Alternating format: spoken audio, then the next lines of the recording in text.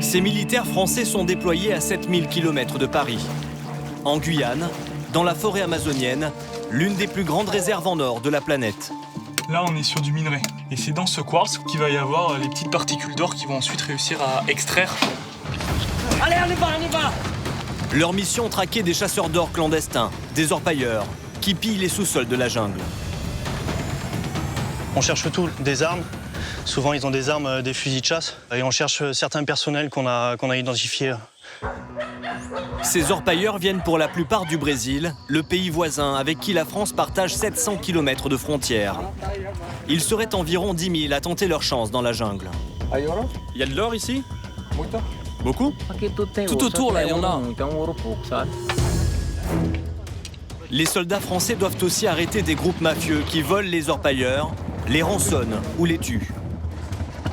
Voilà, donc un individu qui aurait été chef de gang à Macapá, qui aurait tué plusieurs personnes au Brésil et sur des sites d'orpaillage.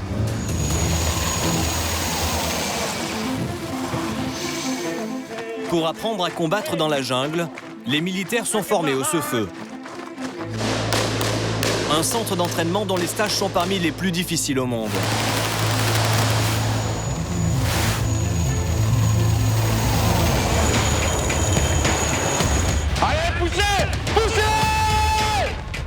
Pendant les 15 prochains jours, 18 légionnaires seront poussés à bout.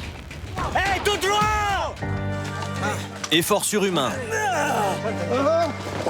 et manque de sommeil auront parfois raison des corps. Si l'armée déploie autant de moyens dans ce nouveau Far West, ce n'est pas seulement pour arrêter la ruée vers l'or. Il faut aussi sécuriser un site ultra sensible. Le pas de tir de la fusée Ariane et du lanceur Vega. Pour assurer la protection des 610 km de côte du territoire guyanais et lutter contre les trafics en tout genre, la Marine nationale assure une surveillance et une présence permanente. Allez. Arrestation musclée, stage de survie et de combat en jungle, 3, 2, destruction de mines d'or illégales. mise à feu. Bienvenue au cœur de l'enfer vert.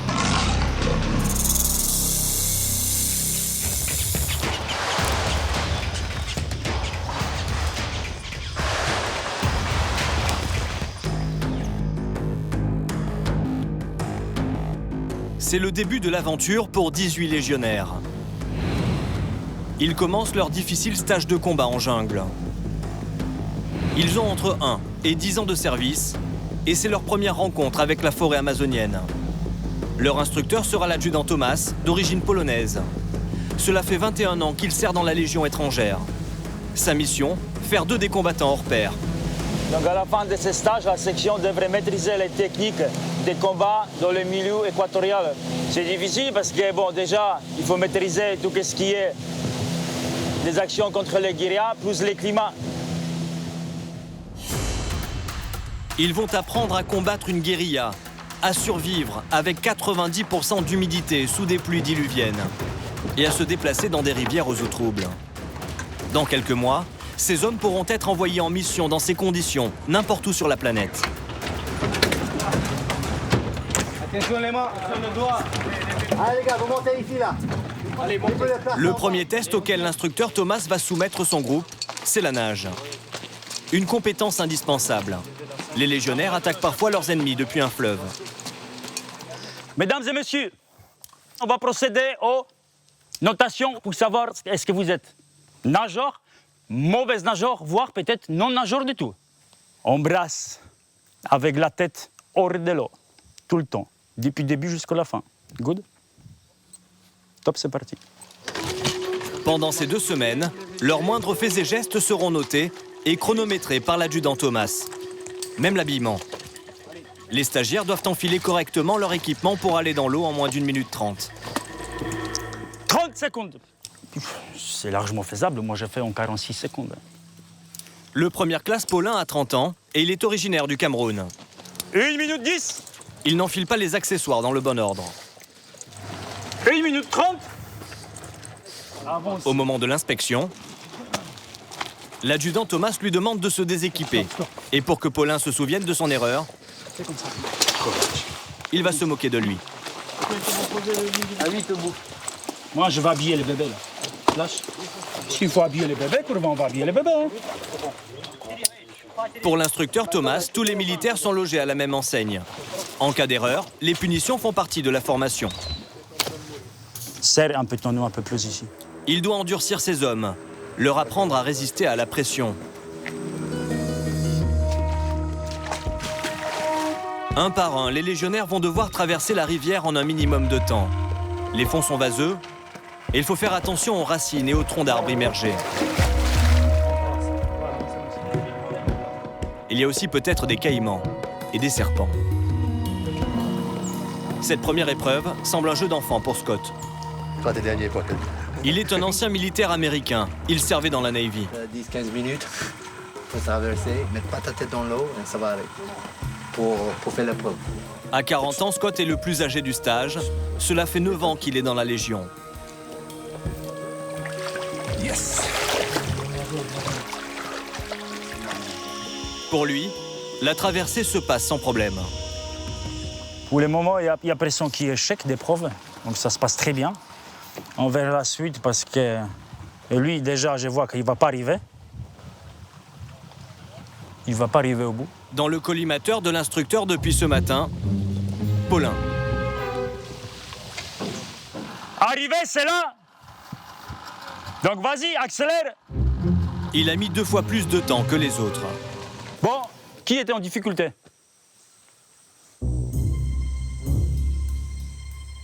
Qu'est-ce que ça va être sur une longue distance, imaginez-vous? Ça va donner quoi? Où sont vos limites, vous ne savez pas? Eh bien, justement, c'est l'épreuve prochaine. Vous allez nager en 2 groupes pendant 1 heure.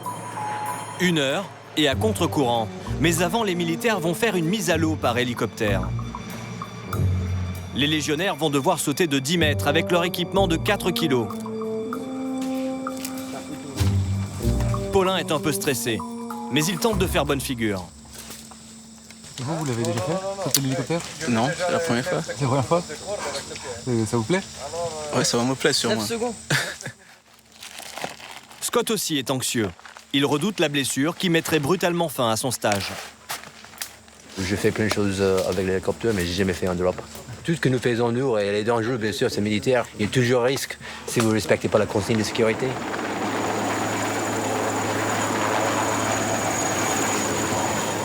Des accidents, ça peut arriver. Par exemple, il peut y avoir un tronc d'arbre qui est immergé, lequel on ne voit pas d'extérieur. Mais alors, l'impact, si on saute dessus, on sent. La Légion est composée majoritairement d'étrangers. Créé il y a 2 siècles, ce corps d'élite offre une deuxième chance à ceux qui veulent changer de vie ou oublier leur passé.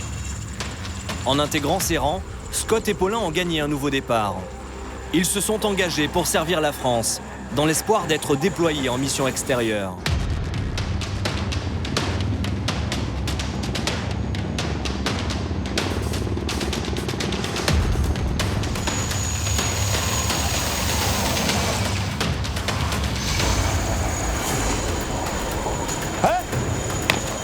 Ce stage est l'un des plus difficiles de leur carrière. Pour le valider, ils sont prêts à se dépasser. Hein?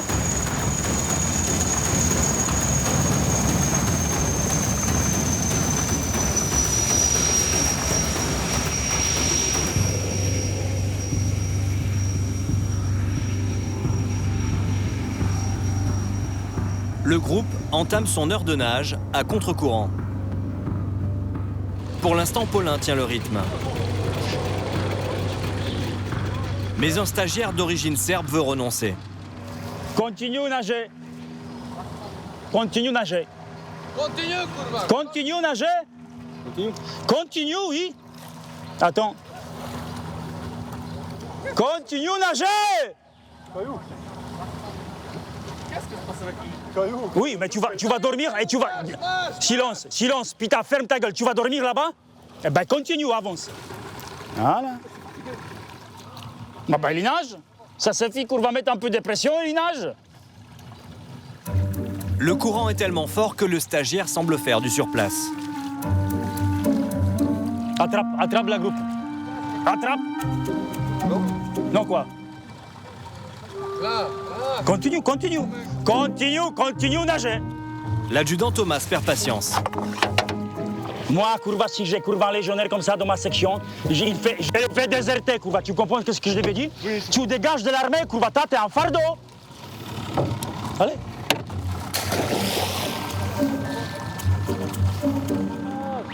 Il faut le mettre en difficulté tout le temps, là, en permanence. Là. Sinon, il abandonne depuis le début de l'estage. Ce n'est pas le but. Le but, c'est tenir jusqu'à la fin. Il n'est même pas arrivé à ses limites. Le stagiaire panique. Je pense qu'il y a des problèmes au niveau de tout ce qui est psychomotricité.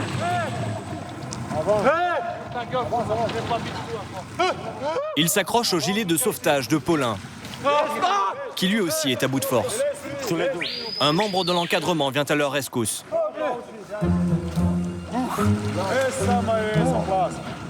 Bon, là, c'est fini. Je crois qu'il a eu chaud. Pas certain que ce légionnaire arrive au bout du stage. Ce n'est pas aujourd'hui que tu vas mourir. Mourir pendant la mission, oui, c'est un honneur. Si jamais ça nous arrive. Mais pas pendant l'entraînement.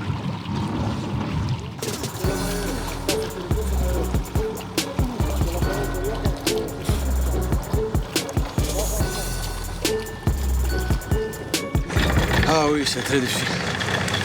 Je suis pas bon en technique, difficile. Avec Tagnou, très difficile.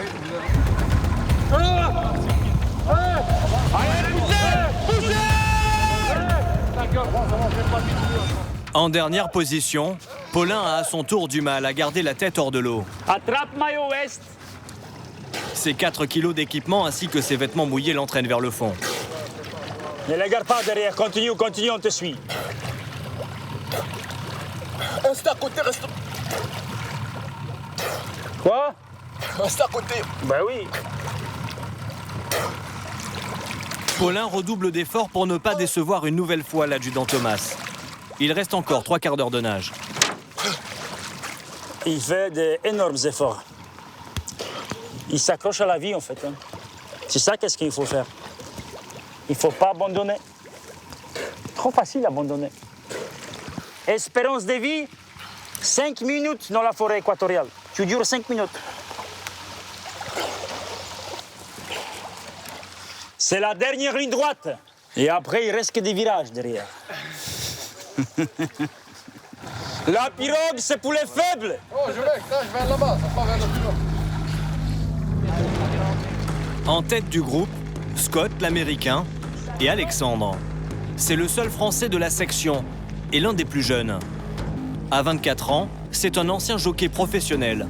Il a gardé son âme de champion. Lui, c'est quelqu'un qui est jeune.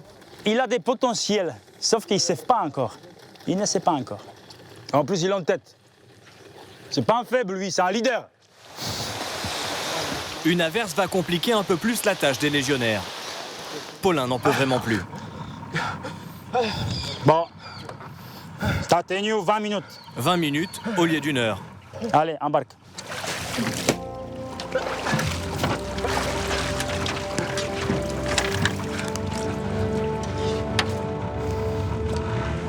Je suis déçu, je pense. J'aimerais cramer mes camarades. Ouais, moi j'aime toujours être devant, hein. Dans tous les épreuves physiques, je suis toujours devant, mais à la natation, là...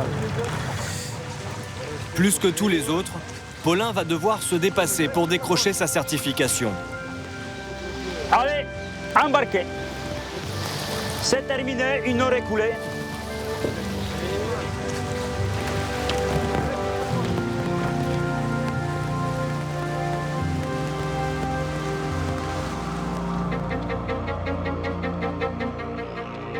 Au camp, le Cefeu, le centre d'entraînement en forêt équatoriale. Pendant les 15 prochains jours, l'adjudant Thomas va épuiser les légionnaires.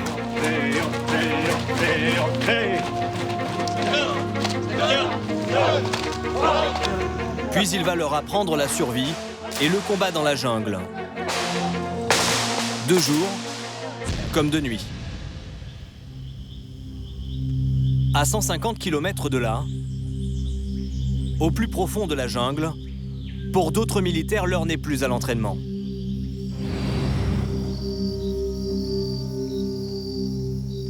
Ce camp est occupé par les soldats du 9e régiment d'infanterie de marine, qui traquent des chasseurs d'or clandestins. Sergent. Nom de code de l'opération, Harpie. Le sergent Joris enchaîne les missions dans la forêt guyanaise depuis 3 ans. Il ne s'est toujours pas fait aux réveils matinaux, ni à l'humidité. C'est pas très agréable d'arrêter le matin. Mettre les affaires mouillées comme ça. On va dire que c'est pas top. Au fil du temps, Joris a trouvé une astuce pour garder au moins ses chaussettes au sec. Un caisson étanche.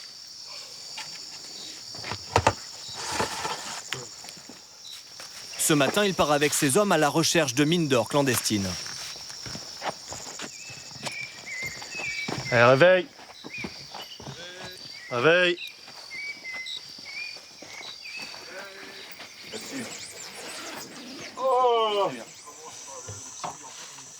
L'action, c'est ce qui a motivé Joris à s'engager il y a 7 ans. Ici, ce qui est vraiment bien, c'est la traque. C'est à chaque fois qu'on part en mission, on va traquer les orpailleurs. Tout le monde aime bien traquer, avoir l'adrénaline de voir des pistes fraîches et d'aller au résultat, quoi. Dès 7 heures, la mission commence.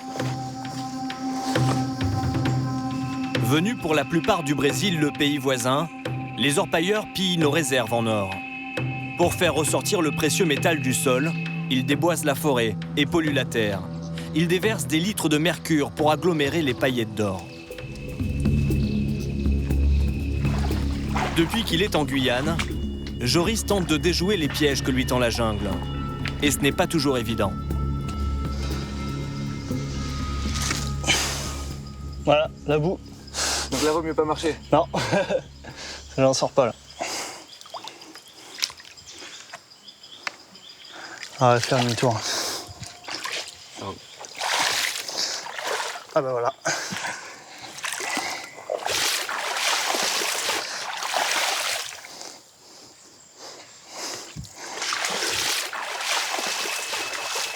Dans la jungle, le danger ne vient pas seulement de la nature. À tout moment, les militaires peuvent se retrouver nez à nez avec des orpailleurs. Et certains sont armés. Après 2 heures de marche, le sergent Joris et ses hommes découvrent un premier puits creusé par des chercheurs d'or. Il prévient une de ses collègues restée en retrait. On a trouvé un puits tout neuf là, au nord de votre position. Celle que Joris vient d'appeler en renfort, c'est le sergent Alexia. Dans l'armée depuis 5 ans, elle fait partie du génie. Elle est spécialisée dans l'exploration des tunnels et des puits. Le petit bâton de lumière. On pense qu'il était actif il y a peu de temps, ou voire même très récemment. Et puis il est relativement propre, donc... C'est bon, ça arrive derrière ? Pour savoir si des clandestins sont encore dans le secteur, Alexia décide d'envoyer un de ses hommes explorer la mine. Une descente risquée. Faire attention après aux éboulements, surtout sur les côtés du puits, on voit que c'est quand même pas mal friable. Donc voilà, faut faire attention juste à ça, porter le casque. Les militaires doivent neutraliser le travail des orpailleurs. S'il y a des outils dans ce puits, ils vont les saisir. Là, tout ce qui est matériel style marteau-piqueur, du tuyau, des câbles électriques, en fait tout le matériel qui se serve pour pouvoir respirer et pour pouvoir travailler à l'intérieur.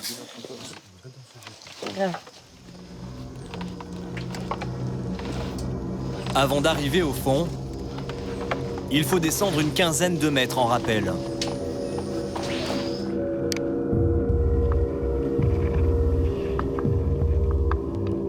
Tu me dis quand t'as du mal à respirer en bas? Oui. Ok.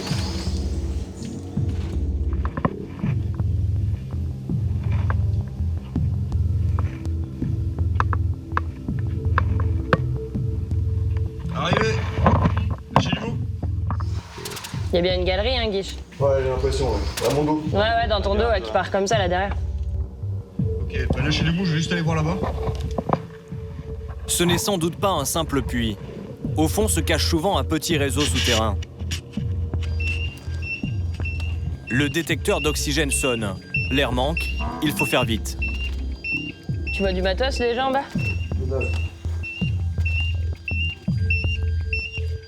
Et puis, bah, que dalle. Y'a rien dedans? Non, il y a que dalle. Ok. Ils ont commencé à creuser, mais c'est pas terminé, quoi. C'est ça. Ok, ça marche. Bon, on va te remonter, hein. Pour le moment, les militaires font chou blanc. Mais cela ne va pas durer très longtemps. Bah, y a une galerie qui part dans le fond. Donc, ça se trouve, ils ont pas terminé. En fait, ils ont peut-être pas terminé le travail.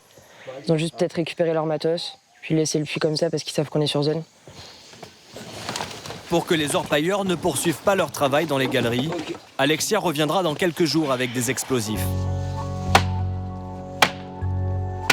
En attendant, les soldats détruisent tout ce qu'ils peuvent.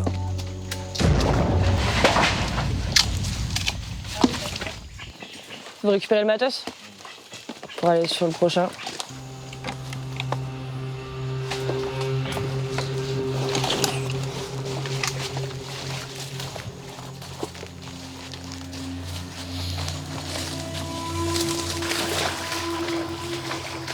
La fouille de la jungle reprend pour les militaires. En tête de colonne, le sergent Joris, avec ses pisteurs, des spécialistes de la traque en forêt. Donc là, on a le vrai pisteur de la section. Donc c'est quelqu'un qui est né ici et qui connaît parfaitement la forêt, les traces et qui piste très très bien.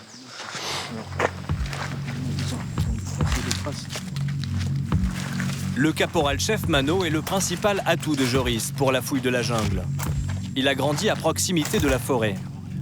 Les traces qu'il repère sont invisibles pour la plupart des hommes. Ici, c'est un peu beau ici, là. Donc les gens avec leurs bottes, tout ça, ils laissent des traces. Et ça me permet de voir s'il y a du passage ou pas. Une motte de terre légèrement aplatie, une branche pliée, tout est un indice pour Mano. Il repère justement de vagues traces de passage qui s'éloignent de la piste. Comme il y a eu la pluie, les traces n'étaient pas faciles, mais j'arrive à voir qu'il y a des passages. Comme là, ça nous amène à une cache. Je sais pas ce qu'ils ont caché là-bas, mais c'est sûr qu'il y a quelque chose là-bas. Là-bas, là. Au loin, un emballage en plastique. Son contenu a déjà été récupéré par les orpailleurs. C'est trop tard. Oui, c'est trop tard. C'est trop tard. Trop tard. On arrive trop tard. Qu'est-ce qu'il cache dans ce genre de sachet? Dans ce genre de truc là, il peut y avoir de la bouffe, tout ce qui est ravitaillement, en gros. Donc ils essayent, vu qu'on est dans la zone, ils savent qu'on est là, ils vont cacher pour qu'on ne les trouve pas, quoi.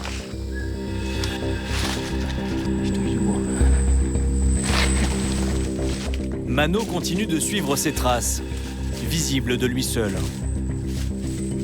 Elle le mène vers une deuxième cache. Cette fois, elle n'a pas encore été vidée. C'est des pièces à quad. Regardez. Ça, c'est de la graisse. Ouais. Et ça, c'est des pièces de rechange de quad. Les quads, ça sert à quoi, les quads?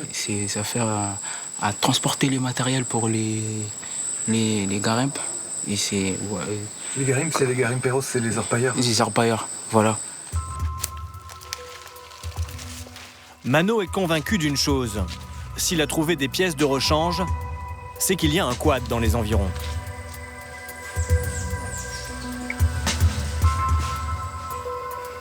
Quatre heures plus tard, au camp militaire, voici le résultat.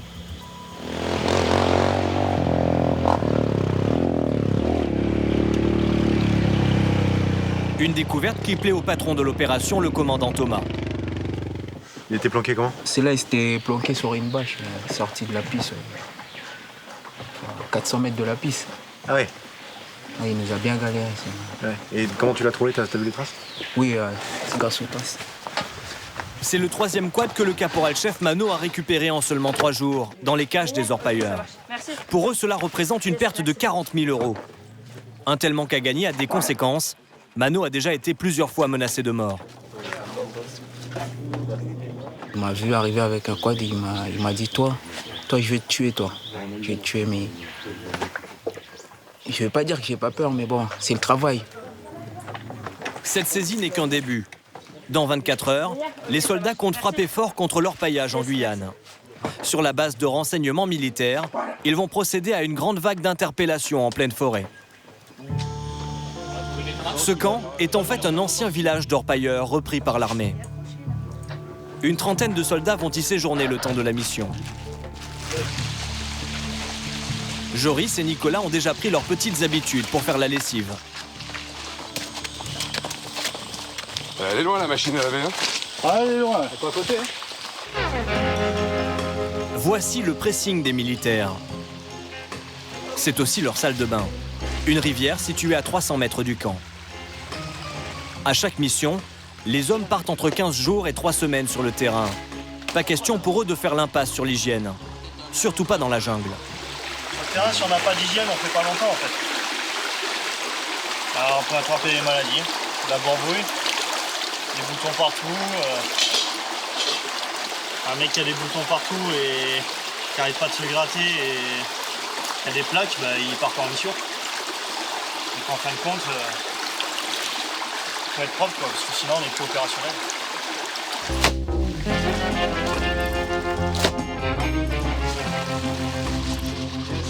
C'est aussi dans la rivière qu'on brique les casseroles.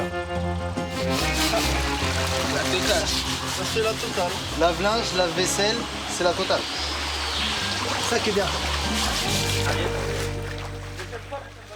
Les sergents Joris et Nicolas sont surnommés Tic et Tac. 2 acolytes, chacun à la tête d'un groupe d'une dizaine d'hommes.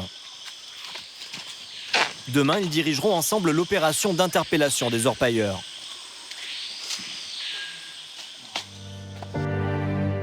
Avant de partir en mission dans la jungle, les soldats passent par le centre d'entraînement en forêt équatoriale. C'est là que les 18 légionnaires en stage sont en souffrance depuis 2 jours. La journée commence dès 6 heures, à la dure. Avec 3 km de footing, en rythme. Un stylo. Ce matin, l'adjudant Thomas a ajouté des épreuves de force qui seront chronométrées et notées. Donc c'est un circuit en fait. Le départ il sera de là-bas. Tout d'abord, il va commencer par 20 pompes, 100 mètres de course, 30 flexions des jambes, 100 mètres de course, 4 tractions, 100 mètres de course, 40 abdos et 100 mètres de course. Pour un militaire comme nous, ça c'est un exercice très facile. Et mais il y en a qui peuvent échouer? Parmi eux, je pense pas. J'espère pas en tout cas. Prêt? 3, 2, 1, top, c'est parti. L'un des maîtres mots de la Légion, c'est la rusticité. 3, 4, 5, 6, 7, 8. C'est-à-dire conserver ses capacités au combat, même épuisées. 3, 4. Et dans des conditions difficiles. Là-bas. 100 mètres, sprint. Allez, les maximum, faut tout donner en avant. En opération, la rusticité sera le meilleur atout de ces hommes. Allez, donnez les maximum, en avant. 12, 13, 14, 15. Scott fait preuve d'une endurance remarquable. 19, 20. C'est jamais facile, mais si vous donnez tout ce qui vous avez, c'est jamais facile. Alexandre, l'ancien jockey, est quant à lui en difficulté. Tiens la main, balance les épaules. Scott est venu l'encourager et lui donner quelques conseils. Respire. Allez. L'un des credos de la Légion, c'est que la solidarité du groupe doit primer sur la performance individuelle. Balance le coude. Allons. Dernier 100 mètres. Mais on a un autre global pour le stage. Et si un mec n'arrive pas à faire la pauvre, ça retrait le point. Serrez bien au niveau des pieds. Soulevez les genoux et ça grimpe toute seule. Voilà. Alexandre n'est pas le seul à avoir des difficultés. Pizda. Nous ne sommes qu'au début du stage, mais la fatigue gagne déjà les troupes. À leur niveau, l'âge qu'ils ont, c'est plutôt décevant même. Allez, bloc. Respire, respire. Bilan, ça fait 4 échecs des épreuves de force. C'est beaucoup? C'est énormément. Pour une section comme ça, c'est beaucoup. Hein. C'est décevant. Mais bon.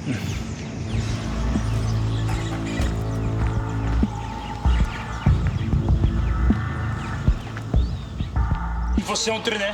Et il faut s'entraîner tous les jours, sans hésitation. Les maillots faibles, les frères, la reste de la section, c'est à eux de sortir les doigts de cul, comme on dit là. Si l'adjudant Thomas est intransigeant, c'est parce que ces hommes peuvent être projetés n'importe où sur la planète et dans n'importe quelles conditions. Depuis sa création, la Légion est considérée comme une unité d'élite. Elle est de tous les combats.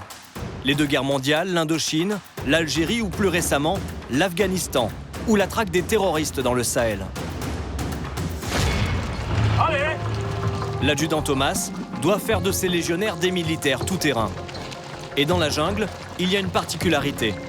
Les soldats n'utilisent pas leur fusil d'assaut habituel, mais un fusil à pompe. Fusil à pompe Remington, modèle 870 Magnum. C'est une arme à courte distance, donc très efficace à courte distance, notamment ici dans la forêt équatoriale, car visibilité ici ne dépasse pas les 30 mètres. Le fusil à pompe est plus facile à utiliser dans ces conditions extrêmes. Il est chargé de cartouches de chevrotine, des billes de plomb qui se dispersent lors du tir. La visée a besoin d'être moins précise.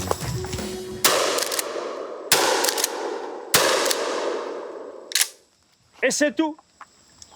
Pourquoi déjà la section organique comme vous, lorsqu'ils partent de la forêt, ils ont un fusil à pompe comme ceci. Première chose, c'est protéger contre les animaux sauvages.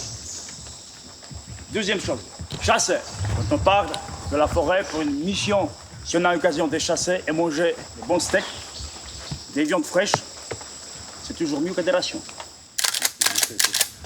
Question tir, ces hommes doivent tout reprendre à zéro.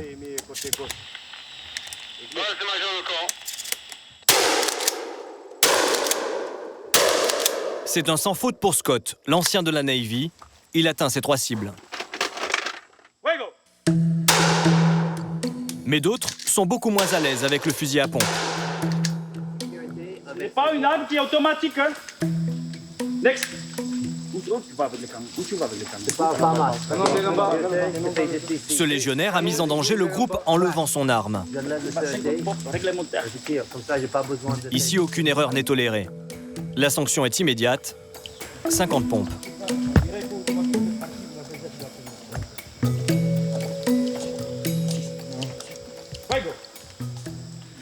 Pour ça, chaque banane ici, ça paye. C'est réglementaire? C'est réglementaire. C'est normal, comme ça on apprend.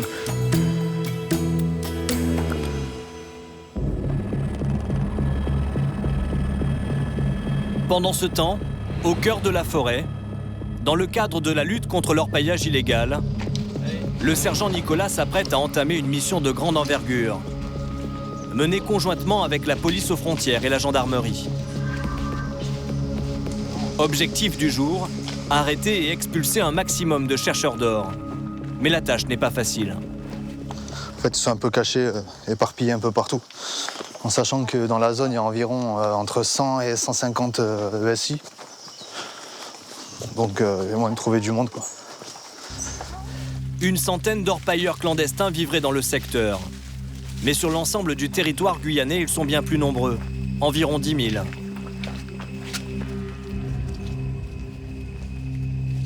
Après 30 minutes de marche, les soldats arrivent dans un premier village. Sur place, une douzaine de Brésiliens. Certains essaient discrètement de s'enfuir, mais ils sont vite rattrapés. Les autres n'opposent pas de résistance. Ils pensent à un contrôle de routine. Cela fait parfois des années qu'ils vivent dans la jungle. Comment ils s'approvisionnent? Ils font leurs commandes et ça arrive en pirogue. Ah, c'est toute une organisation, une économie, et tout se paye en or. Il n'y a pas de pièces ou de billets qui circulent, c'est que des grammes d'or. Ça va de la canette de coca au frigo, tout se paye en grammes d'or.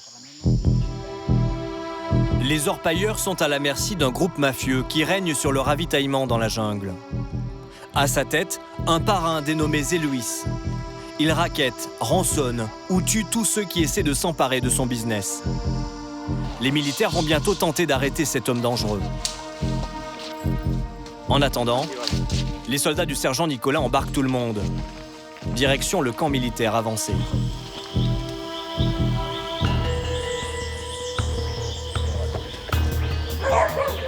À 2 kilomètres de là, la section du sergent Joris a pris position dans un second village. Il est plus grand et accueille une trentaine de personnes. Les orpailleurs ont même construit une église. Alors, là, les gens, je suis à l'église, là, je fais quoi? Je rassemble tous les mecs dans l'église, ceux qui sont là, ou pas encore? Non, tu fais en sorte qu'ils s'en aillent pas. Tu bloques les pistes, tu bloques les accès et il faut que les gens ils arrivent pas à partir. Reçu? Ah, pour moi, bien pris. Le sergent Joris place les orpailleurs sous étroite surveillance. Les militaires ne cherchent pas l'or. Les Brésiliens ne le gardent de toute façon pas sur eux. Ils le cachent en forêt. Mano, le lieutenant a besoin de toi. Mano, le pisteur guyanais, est appelé pour servir de traducteur. Les militaires ont des difficultés à communiquer avec les orpailleurs. Ils vont essayer d'identifier chaque personne. L'une d'entre elles s'appelle Matia Seu. Ce Brésilien travaille clandestinement sur la zone depuis 3 ans. Tu sais que tu risques d'être renvoyé au Brésil? Je veux pas repartir maintenant. Je suis trop pauvre. Je veux pas y aller. Matia Seu vit ici avec sa femme et son fils. C'est pour subvenir à leurs besoins qu'il dit être venu travailler dans la jungle. Il y a de l'or ici? Beaucoup? Non, pas beaucoup, un peu. On en trouve par là, tout autour. Au Brésil, il n'y a rien. Ici, c'est un peu mieux. On peut trouver 20 à 25 grammes par mois. Ça fait beaucoup d'argent? Non, ça fait pas beaucoup d'argent, mais c'est toujours plus qu'au Brésil. 25 grammes par mois, cela représente 600 €. C'est environ 3 fois le salaire minimum au Brésil. Mais c'est illégal. Oui, illégal. Chacun un mec, les gars. Pour les clandestins, il n'y a plus de doute. Ils comprennent que c'est l'expulsion qui les attend. Ils perdent tout leur or caché dans la jungle. Alors, c'est bon? Dans l'espoir d'être relâché, l'un d'entre eux propose ses boucles d'oreilles à son garde. Pourquoi? Tranquille. Non.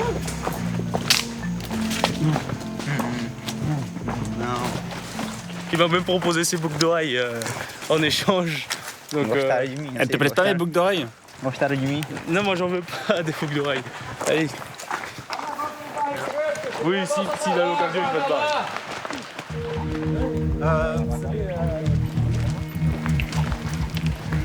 Arrivés au camp, un à un, les orpailleurs vont être interrogés par Patrick, un major de la police aux frontières. Vous n'avez pas de papier d'identité. Donc vous allez être arrêté et placé en détention. Le temps de vérifier votre identité. Les démarches administratives sont compliquées et cette opération ne concerne qu'un infime pourcentage des orpailleurs cachés dans la jungle. Mais pour Patrick, dans ce nouveau Far West, ces missions sont très importantes. Ça met quand même un coup d'arrêt à leur insouciance, parce qu'ils ont l'impression qu'ils sont impunis, qu'ils peuvent tout faire. Et lorsqu'on fait des opérations ponctuelles comme ça, avec en conclusion des interpellations et des reconduites, c'est un signal fort. Au total, aujourd'hui, 25 clandestins brésiliens seront transportés en hélicoptère jusqu'à Cayenne. Ils seront ensuite placés en centre de rétention, puis expulsés. Pour ces orpailleurs habitués à la loi de la jungle, cette fois, c'est la loi française qui les a rattrapés.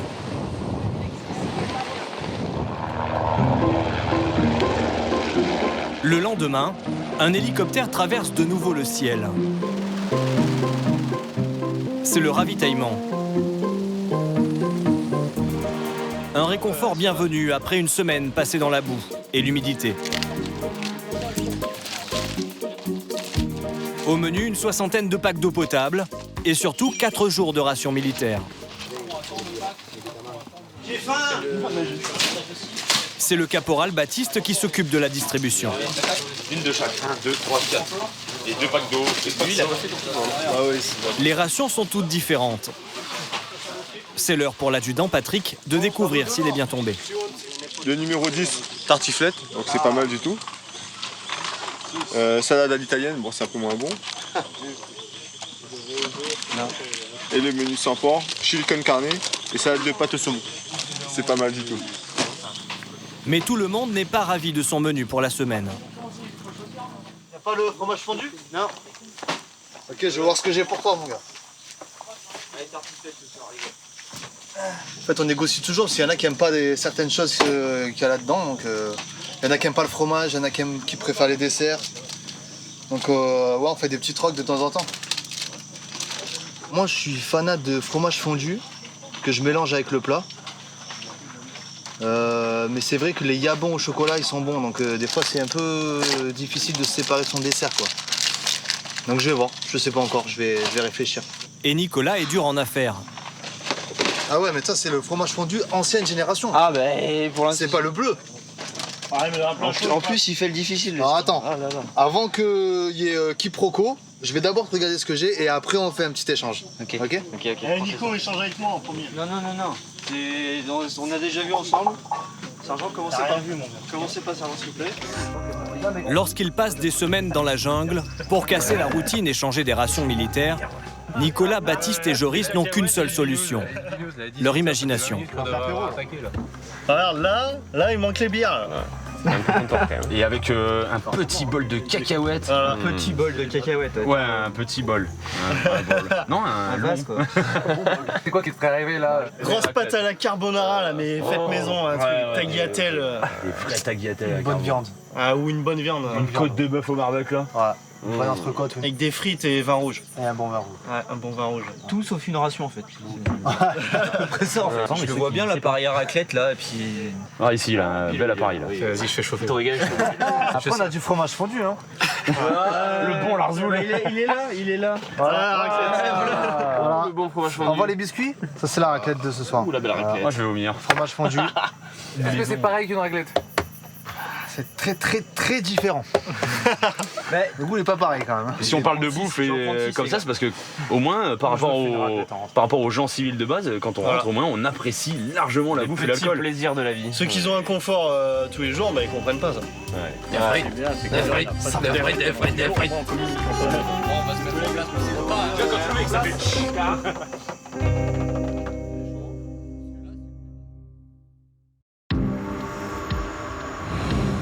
Au centre d'entraînement en forêt équatoriale, pour les légionnaires en stage, la journée va mal commencer. Le chef, l'instructeur Thomas, a demandé qu'on lui apporte la poubelle. C'est Paulin qui s'en charge. Verificação, comme d'habitude. Verificação de tout.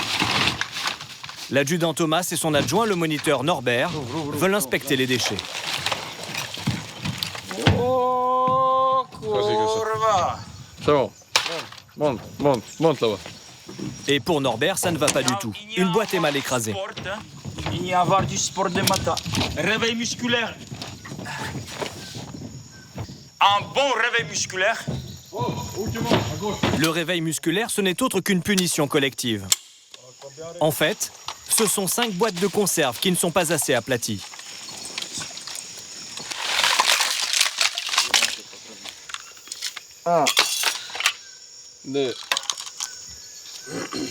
Et pour 5 boîtes mal écrasées, ce sont 500 polichinelles. Chaque fois que je vois un mec qui fait un polichinelle à l'arrache, vous allez de l'eau, vous allez sortir. Vous allez de l'eau, vous allez sortir. Attention pour le polichinelle. Allez!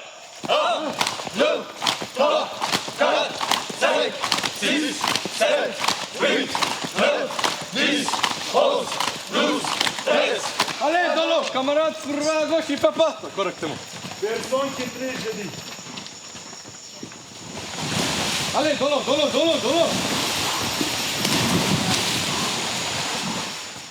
Si Norbert, le moniteur, est aussi pointilleux sur ces déchets mal écrasés, C'est parce que pendant toute la durée du stage, Allez, sautez, sautez, sautez. les légionnaires vont transporter la poubelle chacun à leur tour, sans jamais la vider. Allez, sautez, sautez, sautez. Vous avez 20 secondes pour sauter. 20. 11, 12. Elle doit donc prendre le moins de place possible. 15, 16, 17.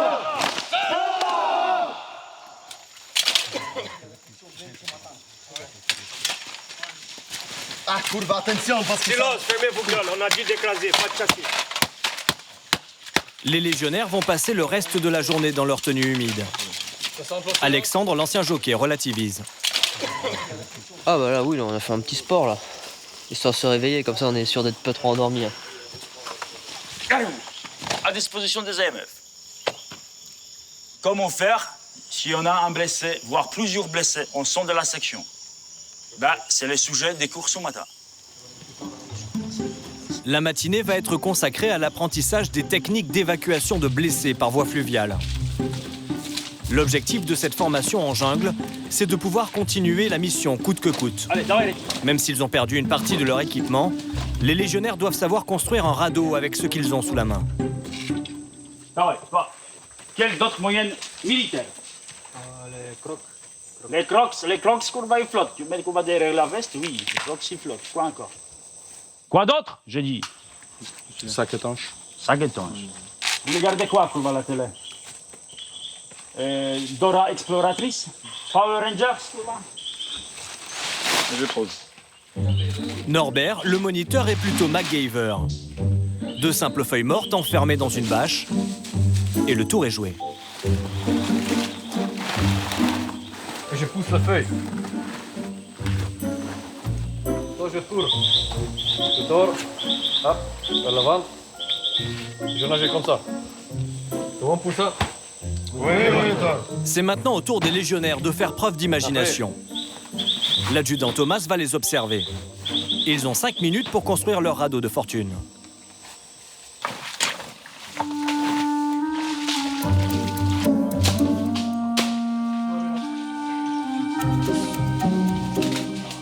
Il faut qu'ils arrivent, de toute façon. Ils n'ont pas de choix. Il n'y a personne qui est né un champion. Ça s'apprend, ça se travaille. C'est l'entraînement qui fait les champions. Posez-la. Mais très vite, les champions de l'adjudant Thomas se blessent. Un petit coupure ici. Petit pansement. Go. Dans 60 secondes, t'es là. Ça arrive très souvent car ils ne font pas attention. Ben, moi, je pense qu'ils touchent plus souvent PlayStation que les couteaux. Vous êtes dur. Réaliste. Blessé pour la France. Dans la jungle, ces blessures sont prises très au sérieux. Avec l'humidité, elles ont du mal à sécher et s'infectent rapidement.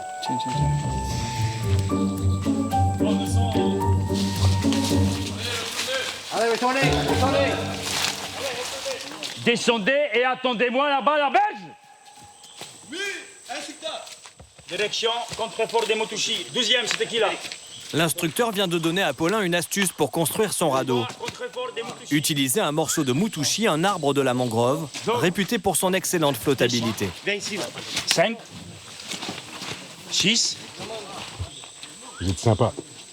Gentil, c'est pas un métier. Mais bon, ce n'est pas le but de faire noyer les gens ici. Mise à l'eau et go, direction ponton. Restez groupés, répétez. Restez groupés. Les hommes vont parcourir une centaine de mètres pour vérifier la flottabilité de leur radeau.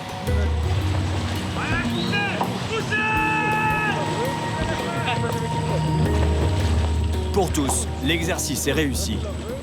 Dans quelques jours, les légionnaires vont partir 24 heures en forêt. Entre la fatigue, l'humidité et les animaux, les corps n'en ressortiront pas indemnes. Après, ils ne sont pas encore tellement fatigués. Jusqu'à maintenant, ils n'ont pas vu encore la fatigue cumulée. Ils vont voir dans quelques jours qui suivent, pendant la phase de combat. Alors que l'adjudant Thomas se réjouit du programme qu'il réserve aux légionnaires, les soldats de l'opération Harpie, eux, font une pause dans la traque des orpailleurs. Pas de repos pour autant, ils sont de corvée. Même au milieu de la jungle, le sergent Nicolas et ses hommes doivent faire le ménage. Là, on ratisse les déchets qui sont par terre, pour que ça fasse plus propre. Pourquoi? Pour vivre dans un environnement propre. Ces déchets, ce sont ceux des orpailleurs. Ils les ont laissés sur le camp avant l'arrivée des militaires. De quoi en énerver certains. On n'a pas fini si on commence à tout nettoyer. Le caporal Baptiste a 28 ans. Il est en Guyane depuis 2 ans. Ici, il est connu pour être le râleur du groupe. T'as pas l'air content. Ramasser la merde des autres, non? Si les militaires ont reçu l'ordre de nettoyer le camp, c'est qu'ils attendent une visite de la plus haute importance. Le sergent Alexia est dans la confidence. Peut-être, je dis bien peut-être, la venue du président de la République. Sachant qu'on sait qu'il va survoler la zone. Donc à voir s'il va descendre nous voir ou pas, si on a fait tout ça pour rien. Emmanuel Macron est en voyage officiel en Guyane. Au programme de la visite, la présentation du travail des militaires contre les orpailleurs. Lors de son survol de la forêt, le président pourrait décider de se poser pour saluer ses troupes. S'il vient et puis qu'il fait une photo avec nous, ça, ce serait cool. Une petite photo dans la jungle, avec tous les autres, avec tous les camarades. Ça peut être un truc sympa. Elle est belle, ma pointe. Avant l'arrivée éventuelle du président, les militaires ont une autre tâche à effectuer. Et elle est peu banale en forêt. Alors là, on a creusé en fait un trou afin de pouvoir poser le mât des couleurs. Ça nous permettra d'afficher le drapeau français. Mais au moment de redresser le mât, une petite anomalie apparaît. Il est tordu. Ça fait une canne à pêche, quoi. Ça vous les couleurs. Il va nous prendre pour des cons.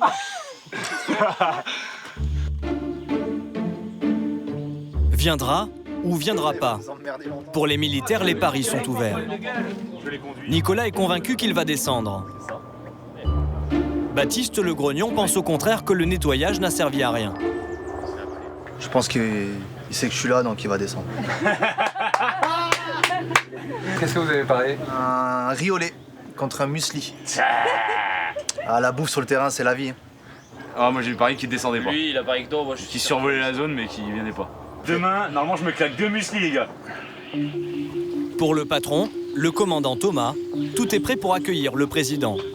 Le dispositif de sécurité est en place. Il n'y a plus qu'à attendre. À 3 minutes pour le survol officiel. Tous les regards se tournent vers le ciel. Le président se posera-t-il? Après quelques minutes de survol,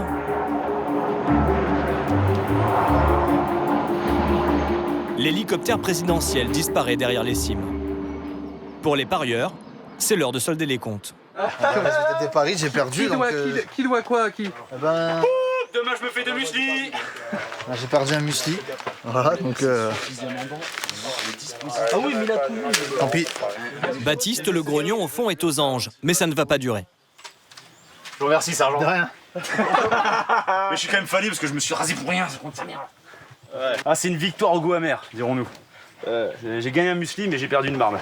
J'ai gagné des boutons. je suis refait. Ah, ce soir, je vais peut-être me faire le riz au lait dans le muesli. Dans l'après-midi, les choses sérieuses reprennent. Le sergent Nicolas et le caporal Baptiste partent explorer la jungle. La mission aujourd'hui, récupérer le matériel d'orpaillage que les clandestins ont caché dans la forêt. Mais avant, il va falloir marcher pendant 2 heures. Pour Baptiste, le râleur, s'engager dans l'armée, ce n'est pas seulement un choix, c'est aussi une tradition familiale. Père militaire, mes oncles militaires, quasiment tous les hommes de la famille ont fait l'armée. Si ce n'est tous, d'ailleurs. Mon grand-père, qui a fait la Seconde Guerre mondiale. Le site d'orpaillage que les soldats ont repéré, le voici. Une portion de forêt déboisée sauvagement par les chercheurs d'or. Au centre, un gigantesque cratère rempli d'eau et de mercure par les orpailleurs. Le mercure agglomère les paillettes d'or. Elles apparaissent quand la boue est filtrée. Là, c'est quand même grand. Travail de fourmi. Pour le capitaine Arthur, les clandestins sont responsables d'un véritable désastre écologique. Presque aussi grande, voire plus grande. À force de creuser, ça déstabilise les arbres et les arbres tombent les uns après les autres. Vous voyez par exemple celui-là, on voit les racines, il est tombé comme ça, quoi. Et partout c'est comme ça. Depuis 2001, sur l'ensemble de la forêt guyanaise, les ONG écologistes estiment que l'orpaillage illégal a causé la déforestation de près de 20 000 hectares. C'est 2 fois la superficie de la ville de Paris. Donc voilà, on va commencer les recherches. En avant, quoi. Chasse au trésor. Ces trésors que Nicolas et le reste de l'équipe vont débusquer, c'est le matériel des orpailleurs. À l'arrivée des militaires dans la zone, il y a quelques jours, ils ont caché tout ce qu'ils pouvaient, même dans la boue. Pas de risque sanitaire pour les soldats cependant. Le mercure est un métal lourd, il descend directement dans les sous-sols. Très rapidement, Baptiste et Nicolas découvrent un long tuyau caché sous l'eau. À son bout, une lance, un peu comme celle des pompiers. Là, ils prennent, ils creusent la terre avec ça, à haute pression. Et après, ça crée des barreaux comme ça. Baptiste, lui, est déjà sur une autre piste.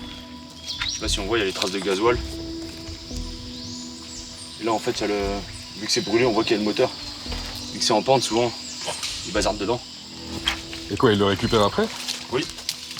C'est tout con, ils mettent un bout de bois, il y a une petite corde. Et le moteur, en fait, il est attaché à la corde. Comme ça, ils savent que c'est un repère pour eux. Nicolas est le premier à descendre dans l'eau. Il y a un truc... Eh oui, papa. Il y a un truc. Je crois que c'est le corps de pompe. Ah, il est profond. Ah ouais, j'arrive. Le corps de pompe, c'est la machine qui sert à filtrer la boue pour dégager les paillettes d'or. Ah si, c'est l'arrêt du moteur, ça. Là, je l'ai, là. Putain, ça bouge bien, mais ça veut pas venir. Ah, putain, j'ai l'impression qu'il y a un gros truc au bout, hein. Ouais. C'est un gros... c'est un gros corps. Une pièce qui pèse des dizaines de kilos. Ouais. 1, 2... Ok. Un beau corps de pompe. Tout autour de cet étang artificiel, dans les fourrés, les soldats retrouvent des pièces et des moteurs.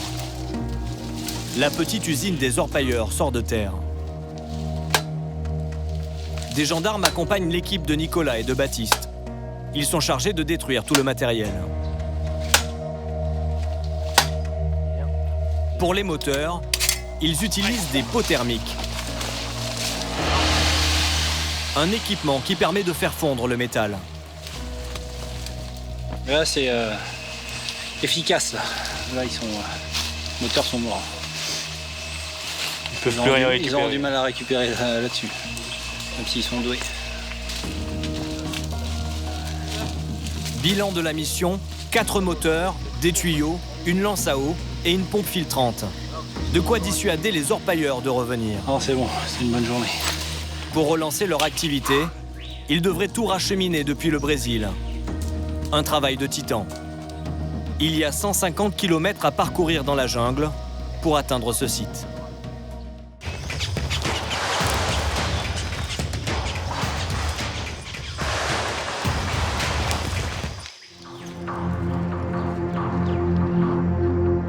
Sous la canopée, la nature est hostile. La faune qui vit dans la jungle amazonienne est l'une des plus dangereuses de la planète.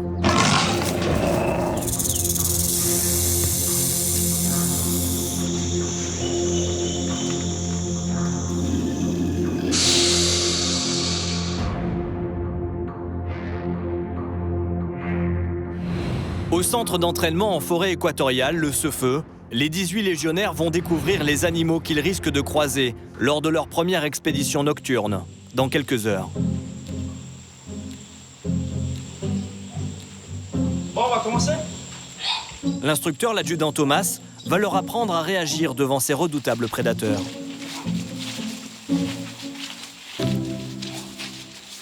Présentation de Monsieur Jaguar, la mascotte de Cefeu. C'est un plus grand félin de la forêt amazonienne. Donc de l'ordre, nous avons Jaguar, Puma, puis après l'Oslo. Le jaguar, 2 mètres de long et 180 kg, a la mâchoire la plus puissante des félins. Il est capable de broyer un caïman. Il attrape par les boîtes crâniennes. Et il écrase les boîtes crâniennes. Ceux qui vont avoir malheur de voir jaguar face à lui, surtout, restez face à lui. Hein? Il ne faut pas tourner le dos. D'accord. Pas de geste brusque, restez face à lui. Et petit, il faut reculer. Toujours, gardons un contact visuel sur lui. Autre animal redouté, l'anaconda. Ce serpent géant qui peut peser jusqu'à 250 kg. Lorsqu'on traverse une zone marécageuse, dès que ça sent un peu de l'ammoniac, qu'on les pisse des chats, ça sent exactement pareil. Ça se voit qu'on vient entrer dans une nid d'anaconda. Anaconda, elle est très réputée pour son chair, hein, car sa viande, si vous avez l'occasion de les trouver pendant votre survie, si jamais vous êtes perdu, vous n'avez pas mangé depuis quelques jours, sa chair est très bonne pour manger. De l'anaconda pour le dîner, Paulin est sceptique. Tu t'imagines chasser ça? Non. S'il faut. Si elle a suivi. Ensuite, nous avons ici des caïmans. Certains, il faut vous mesurer jusqu'aux 7 mètres. Les plus connus, on a caïman gris, caïman à lunettes, caïman rouge et caïman noir.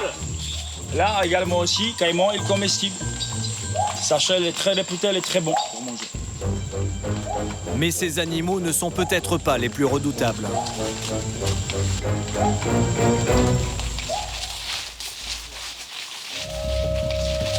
Les insectes plus petits peuvent s'avérer plus dangereux, comme les guêpes guyanaises, très agressives, surnommées les mouches à feu.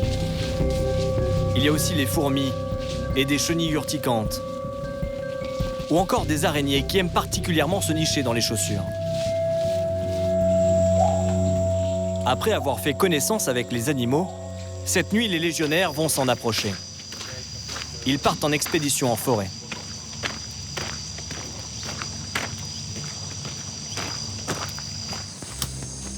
À la nuit tombée, sous la végétation, l'obscurité est totale. Grâce à notre caméra à vision nocturne, nous suivons la progression des soldats qui avancent à l'aveugle.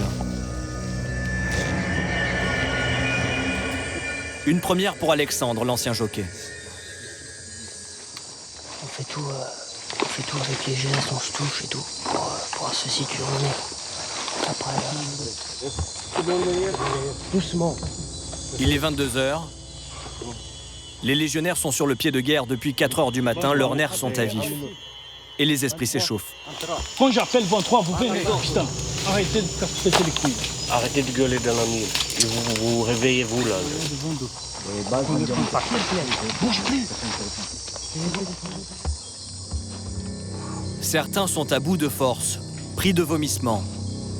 Comme le soldat serbe qui avait déjà échoué à l'épreuve de natation. Il n'est plus capable de porter son sac à dos. Un peu fatigué. C'est pas vrai. Pose-toi ça. Un chef de l'encadrement lui ordonne d'échanger son sac avec celui d'un camarade qui est moins lourd, pour qu'il continue d'avancer. Allez, on y va. Quelqu'un est sur le banc. Ah ouais. C'est un peu dur. À la Légion, on arrive tous ensemble, ou on n'arrive pas.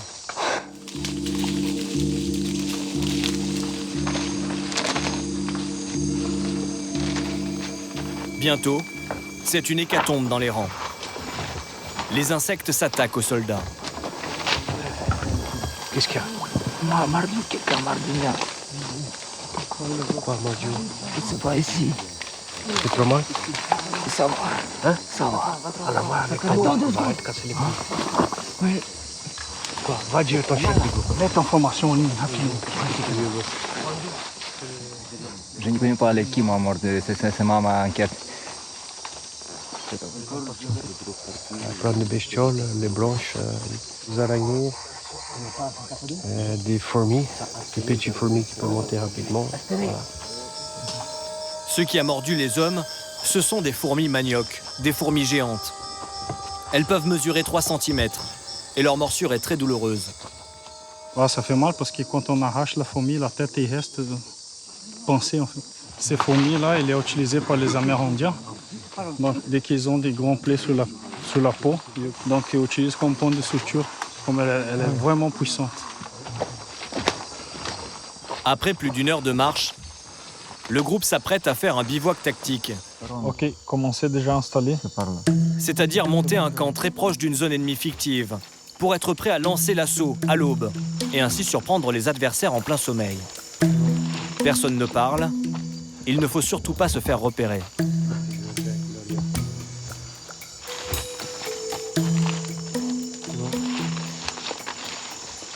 Avec le manque de lumière, on n'a pas la capacité d'installer la grosse bâche, le tout pour tout.